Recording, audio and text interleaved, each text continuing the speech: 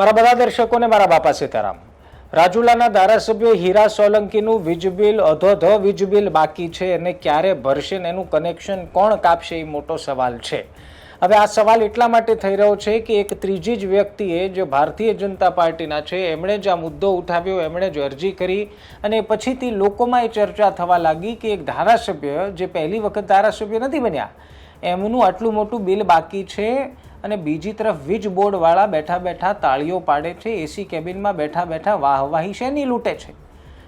એક અધિકારી અથવા તો સરકારી વિભાગ સામાન્ય લોકો સાથે જે વ્યવહાર કરે શું એ ધારાસભ્ય સાથે નથી કરતા અથવા તો કરવા નથી દેતા, તો આવા અધિકારીને આપણે શું કહેશું? શું આપણે એના ગુલામ કહેશું કે પછી એના પિઠ્ઠું કહેશું? સવાલ એ છે કે હીરા સોલંકીનું 80,000થી વધારેનું બાકી વીજ બિલ એના પર કાર્યવાહી કેમ નથી થઈ?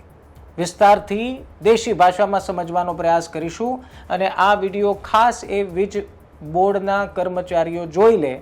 કાલ ઉઠીને એવું ન થાય કે તમારી પર કોઈ ગાજ વરસી અને પછી તમે એમ કહો કે આવો મુદ્દો ઉઠ્યો એના કારણે ગાજ વરસી ગઈ. એ પહેલાં કહી દઉં, તમે નિષ્કર્ષ જોઈ રહ્યા છો. મારું નામ નિશિત રાજ્યગુરુ છે.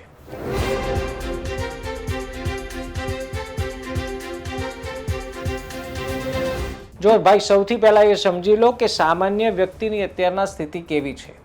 મોંઘવારી બેફામ છે, કાંઈ ઠેકાણા છે નહીં. મોંઘવારી આજે જે વસ્તુ 20ની મળે એ કાલે 25ની થઈ જાય તેનું કંઈ નેઠા છે નહીં.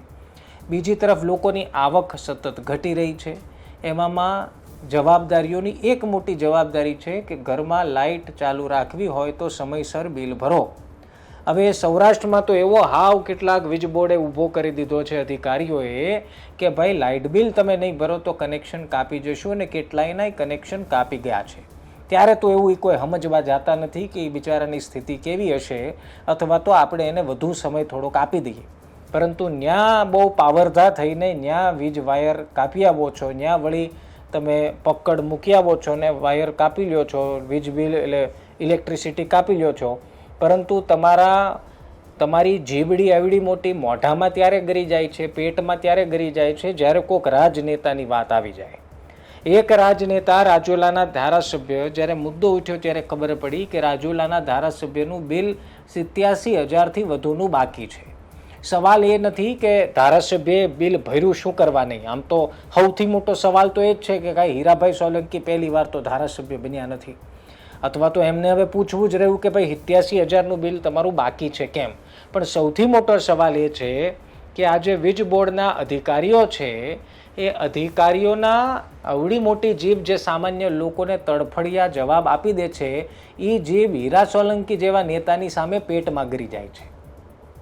ત્યારે બધો જ ફાંકો ઉતરી જાય છે, કારણ કે સરકારમાં રહેલા પક્ષના એ ધારાસભ્ય છે અને ત્યાં એમની હિંમત હાલતી નથી, ત્યાં એમની જીબડી હાલતી નથી, ત્યાં એમના હાથ હાલતા નથી, ત્યાં એમના કર્મચારીના પાના પકડ ચાલતા નથી, ત્યાં લાઇટ કપાતી નથી. ત્યાં માત્ર નોટિસો અપાય છે અને બીજી તરફ 1, 2 ને ત્રીજી નોટિસે તો ધડ દઈને લાઇટનો ઉલાળ્યો કરી લ્યો છો. તો અહીંયા કરો ને. અને પહેલાં એ ચોખવટ કરો. આ મુદ્દો ઉઠ્યો છે તો બોલાવો પત્રકારોને અને ચોખવટ કરો કે એક ધારાસભ્યનું, ભારતીય જનતા પાર્ટીના ધારાસભ્ય હીરા સોલંકીનું આટલું બધું બિલ બાકી છે કેમ, અને બાકી છે તો ઉઘરાણા કરવા માટે તમે શું શું કાર્યવાહી કરી. હવે તમને કહી દઉં, આ બધા સરકારી અધિકારીઓ છે ને બની બેઠેલા સરકારી અધિકારીઓ ખો આપવા સિવાય બીજું કાંઈ કામ કરતા નથી. અમારી જે ટીમ અમરેલીમાં છે, અમારા સંવાદદાતાએ આ બંને અધિકારીઓ જેના અંડર જાફરાબાદ આવે છે અને જેના અંડર અમરેલી આવે છે એ બંનેને ટેલિફોનિક જાણ કરવા, માહિતી લેવા માટે ફોન કર્યો. હવે તમે ધ્યાનથી સાંભળજો કે કેવી એકબીજાને સરસ મજાની ખો આપતા ફરે છે. એક અધિકારી એવું કહે છે કે મારામાં નથી આવતું. અમારા સંવાદદાતાએ કીધું તમે ડીએમ છો, તમારામાં જ આવે. તો એવું કહી દીધું કે તો મને ખબર ના હોય. તો ખબર ના હોય તો શેના અધિકારી થઈને બેઠા છો? એક ધારાસભ્યનું 80-85,000નું બિલ બાકી છે અને તમને ખબર ના હોય, એ તમારી જવાબદારી નથી તો કોની જવાબદારી છે? અને જાફરાબાદ જેના અંડર આવે છે એવા બાના કાઢે છે કે હું જમવા આવ્યો છું, 3 વાગ્યા પછી હું તમને જાણ કરું. મારા સંવાદદાતાએ 3 વાગ્યા પછી 5 ફોન ગઈકાલે કર્યા, એક પણ ફોન એમને રિસીવ કરીને માહિતી નથી આપી.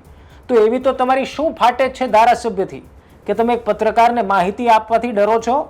અને જો આટલી જ બધી બીક લાગતી હોય તો પછી શેના અધિકારી થઈને બેઠા છો?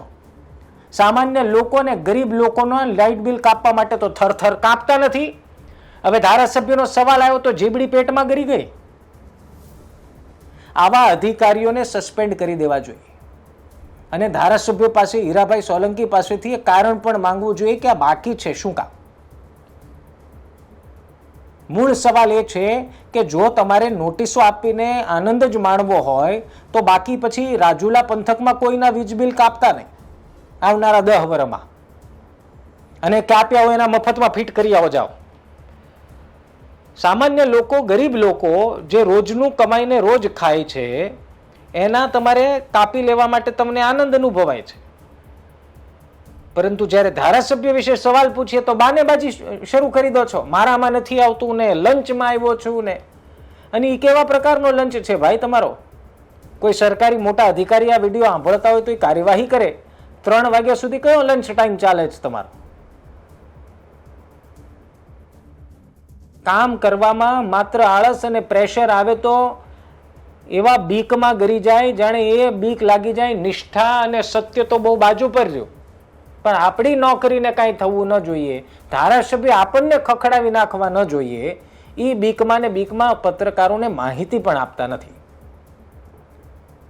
સવાલ એ છે કે આટલું તોતિંગ બિલ બાકી હોવા છતાં અત્યાર સુધી કાર્યવાહી થઈ કેમ નહીં? કાર્યવાહી ન થઈ એનું કારણ આ અધિકારીઓને દર્શાવે. હું આવતીકાલે પણ મારા સંવાદદાતાને કહેવાનો છું કે અધિકારીઓનો સંપર્ક કરે. આ વિડીયો આજે રિલીઝ થયો છે. આવતીકાલે 12 વાગ્યા બાદ ફરી આ બંને અધિકારીઓનો સંપર્ક કરીશું અને ફરી એ જાણવાનો પ્રયાસ કરીશું કે માહિતી આપે છે કે કેમ. ઇન્ટરવ્યૂ લઈશું. અમારા સંવાદદાતા ફારૂકને અમે કહીશું કે આપ જાઓ અને એનો ઇન્ટરવ્યૂ લેવાનો પ્રયાસ કરો. આ જાડી ચામડીના લોકો ધારાસભ્યના કે બાકી કોઈ રાજકીય નેતાઓના પીઠું થવામાં સહેજ પણ શેહ શરમ રાખતા નથી. પગાર સરકારનો ખાય છે અને જી હજૂરી કરવાની જે વિસ્તારમાં ધારાસભ્ય હોય એની. અને જો એવું જ હોય તો રાજીનામું આપી દો. જો તમારી ત્રેવડ ન હોય કાર્યવાહી કરવાની તો રાજીનામું ધરી દો. અને બાકી હતું તો આ મુદ્દે કોંગ્રેસે કૂદી પડી. પાછું પ્રોબ્લેમ એ છે ને કે મૂળ વિષય ઉપર પહોંચો કે ન પહોંચો, રાજનીતિ તો થવી જ જોઈએ. એમાં અવ્વલ અમરેલી જિલ્લો. ગમે થાય કોઈ રાજકીય નેતા આવે અને કોઈ નિવેદનબાજી કરી દે. કોંગ્રેસના નેતાએ પણ સવાલ ઉઠાવ્યા છે. એમનો મુદ્દો સાચો છે, સવાલ સાચો છે, પણ કોંગ્રેસમાં ઈ તેવડ નથી કે વીજ પુરવઠાની ઓફિસે આપણે જઈએ અને ઘેરાવ કરીએ અને સવાલ પૂછીએ કે તમે શા માટે આવું નથી કરી શક્યા, શા માટે તમે ધારાસભ્યનું બિલનું ઉઘરાણું ન કરી શક્યા, કાર્યવાહી ન કરી શક્યા. પરંતુ પંખા નીચે અથવા તો એસી કેબિનમાં બેઠા બેઠા કેમેરા સામે બોલીને આક્ષેપબાજી કરવી છે, પણ જનતાના મુદ્દા હાટું થઈને ગ્રાઉન્ડ પર ઉતરવાની કોંગ્રેસને આટલી પણ તસદી લેવાનો રસ ન હોય એવું લાગે છે. અને એમાં 30 વર્ષથી કોંગ્રેસ સત્તાથી દૂર છે. આ વાત સમજજો. તમે ક્યારે એવા આંદોલન જોઈ લીધા? ક્યારે જનતા માટે ઘેરાવ કરતા જોઈ લીધા? પોતપોતાની રીતે 10-15 નેતા 50 લોકોને ભેગા કરીને જાય, બીજા દી લોકો ભૂલી જાય. મૂળ સવાલ એ છે કે સરકારી તંત્ર એ સામાન્ય લોકો, ગરીબ લોકો માટે ખૂબ સ્ટ્રિક્ટ, અને રાજનેતાની વાત આવે તો ત્યાં ફૂસકી થઈ જાય, ત્યાં ટાઈ ફીસ થઈ જાય છે, અને પછી શિખામણો આપે છે, પછી લોકોને શીખવાડે છે, લોકોને ગેરમાર્ગે દોરે છે. મારામાં નથી આવતું, લંચ પછી કહીશ, લંચ પછી ફોન બંધ, ફોન ઉપાડવાનો નહીં. ફોન ઉપાડો તો પત્રકાર સવાલ પૂછે ને તો આપણે ભરાઈએ ને, અને સાચું કહેવાય ગયું તો ધારાસભ્ય ખખડાવશે. આ પ્રકારની લાલિયાવાડી સૌરાષ્ટ્રમાં ક્યાં ક્યાં ચાલે છે એની પણ તપાસ થવી જોઈએ. કેટલા એવા કહેવાતા નેતાઓ છે જે લાઇટ બિલ પણ સમયસર નથી ભરતા. અને આ લાઇટ બિલ, હીરા સોલંકીનું જે 87,700 કે જે કંઈ બાકી છે, કયું લાઇટ બિલ છે? ભાઈ માહિતી આપો તો ખબર પડશે. હવે માહિતી આપતા પણ તમે ડરશો અધિકારી થઈને, તો મને તો એ વાતનો સંપૂર્ણ વિશ્વાસ આવી ગયો કે તમે કામ શું કરતા હશો અને તમારા કામમાં શું ભલીવાર હશે. ખાલી એક સવાલ પૂછ્યો કે સાહેબ હીરા સોલંકીનું લાઇટ બિલ બાકી છે, એમાં શું વિગતો છે, એ બાબતે ઇન્ટરવ્યૂ લેવું છે. મારામાં નથી આવતું, લંચ માટે સાહેબ આવ્યો છું, 3 વાગ્યા પછી ઓફિસ જઈને માહિતી આપું છું. અને હું તો હીરાભાઈ સોલંકીને પણ વિનંતી કરું છું કે આપ પણ ચોખવટ કરો કે આ બિલ શેનું બાકી છે, જૂનું બિલ છે, નવું બિલ છે, શું મામલો છે આ? ભારતીય જનતા પાર્ટીના એક ધારાસભ્ય પર 80,000થી વધુના બિલ બાકીના આરોપ લાગે, કોંગ્રેસ કૂદી પડે, એમના જો પક્ષના અથવા તો ભાજપના જ નેતા એવો આરોપ નાખે તો પછી મને લાગે છે કે ધારાસભ્યએ પણ ગંભીરતાથી લેવું જોઈએ. હવે એવું ન માની લેવું જોઈએ કે આપણે ધારાસભ્ય છે તો આપણને કોઈ સવાલ ન કરવા જોઈએ. અરે સવાલ કરે તો એનો જવાબ હોવો જોઈએ. મારી તો એટલી આપને પણ વિનંતી છે કે ચોખવટ કરો, જેથી ખબર પડે, રાજુલાની જનતાને ખબર પડે, જેના લાઇટ બિલ કાપી ગયા છે આ જાડી ચામડીના અધિકારીઓ, એના વિશે જાણ થાય કે અમારા તો પટપટ દઈને કાપી જાય છે, ત્યાં તો જતા નથી. આ બધી માહિતીનો ખુલાસો થવો જોઈએ. નહીં થાય તો અમે હાથ નાખીને ખુલાસો કરાવડાવીશું, બાકી કરાવીશું તો ખરી. તમારું શું માનવું છે કમેન્ટમાં જરૂર લખજો. બાકી મળીએ છીએ. ધ્યાન રાખો, મજા કરો. બાપા સીતારામ.